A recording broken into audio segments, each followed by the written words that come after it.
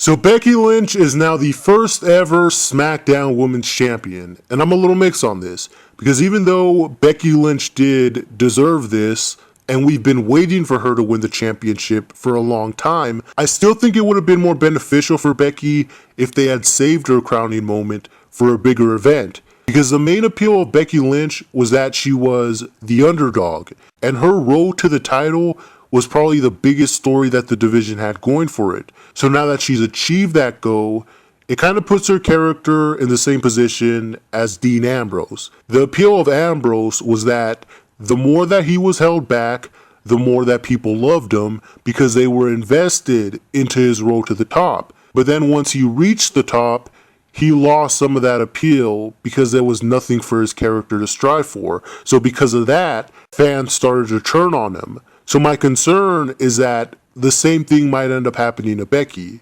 Now that she's accomplished her main objective this early in her SmackDown run, there's not much more for her character to strive for. So now she risks going from being the underdog to the obstacle. So that's why I think it would have worked out a lot better if they had continued Becky's road to the title and let it culminate at a bigger pay-per-view. But either way, the SmackDown division really raised the bar this week. So much so that the Raw division had a hard time keeping up. Raw is home to 3 of the 4 horsewomen being booked in top slots every single week, with commentary continually shoving it down our throats how they're the greatest wrestlers in the history of wrestling. And yet, SmackDown, with a roster of rookies and underutilized talents, has managed to top Raw simply by giving everyone an equal opportunity to shine. And that's the one thing that SmackDown has proven since the brand extension, is that it's not about the star power, it's what you do with it. They don't have to tell us how great they are, they just have to put them in positions where they can prove it and let the fans get behind them naturally. And as a result, the SmackDown roster has stepped up so much that they're forcing Raw to up their game. The 6-pack challenge and fatal 5-way matches this week were perfect examples of what I've been saying since last year. When given the opportunity, all the women are capable of performing to the level of an NXT takeover. This is the first time on the main roster that the women were able to wrestle a takeover style match without Charlotte or Sasha Banks being involved. And they managed to raise the bar beyond the point that was set before them, to the point where even Charlotte, Sasha, and Bayley had to work even harder to try and compete with them. So Alexa Bliss is now the new #1 contender for Becky Lynch's title at No Mercy. And this just goes to show how strong the SmackDown division really is, because normally Becky Lynch would be considered the weak link of the division since she's the least developed out of all the other women on the roster. But even as the weak link of the division, Alexa Bliss is still a strong enough talent that would be more than capable of carrying the division as its champion. And with how unpredictable SmackDown is, there is a possibility that she could win the title, especially with the way that she's been developed this week. First, she pinned the greatest diva of all time, Nikki Bella, and then she had a great performance in the Talking Smack interview. And even with that cowardly bully Daniel Bryan trying to take her off her game, she still held her own like a pro. So regardless if it's now or sometime in the future, I think it's obvious that Alexa Bliss will get a run with that title at some point. But outside of the title feud, the feud between Nikki Bella and Carmella is continuing to heat up. And this is why Nikki is such a valuable asset to the division. Nikki's star power helps elevate anyone that she works with. It's elevated Carmella to where now she looks more credible now than she's ever looked before. And I don't think she would have had that same effect if she was feuding with someone like Natalya instead. And that's the other thing. People have delusioned themselves into thinking that Nikki is this selfish spotlight hogger just because she held the title for 300 days. The fact is, Nikki is one of the few top superstars that actually helps elevate the talent even when she's on top, instead of burying everyone to put herself over the way AJ Lee did.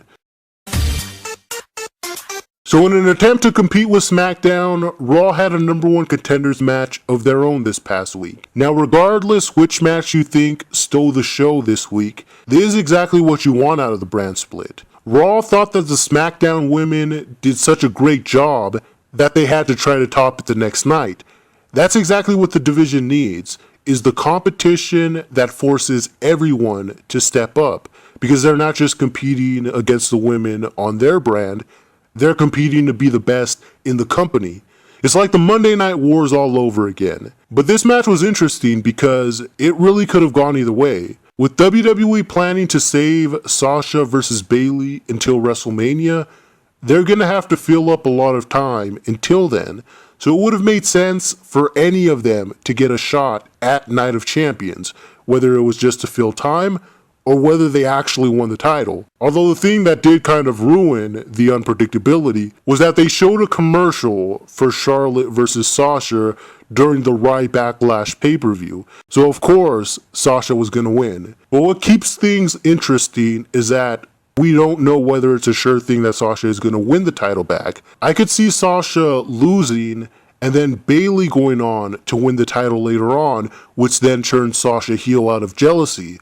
Or maybe Sasha will win the title and Bayley will continue the chase up until WrestleMania. So there's a couple different directions for this story to go that keep it interesting. One thing that we do know is that Dana Brooke is being built up to break away from Charlotte and possibly turn face in the process. Now since Sasha is likely going to end up turning heel soon, that pretty much would just leave Bayley as the only face in the division. So while I think Dana Brooke is the perfect heel, maybe it wouldn't be such a bad idea to give her a run as a face and see if she has potential to be the next top face of the division. So with all the potential that's been set up recently, the Raw division is really starting to pick up. It's about to get a lot more interesting because Emma is getting ready to return. And I'm a little mixed on this because I think Emma would have added a lot more to the SmackDown brand, but it makes sense for her to go to Raw to continue her story with Dana Brooke. So I expect there to be a feud between Emma and Charlotte over who deserves to be Dana Brooke's assistant.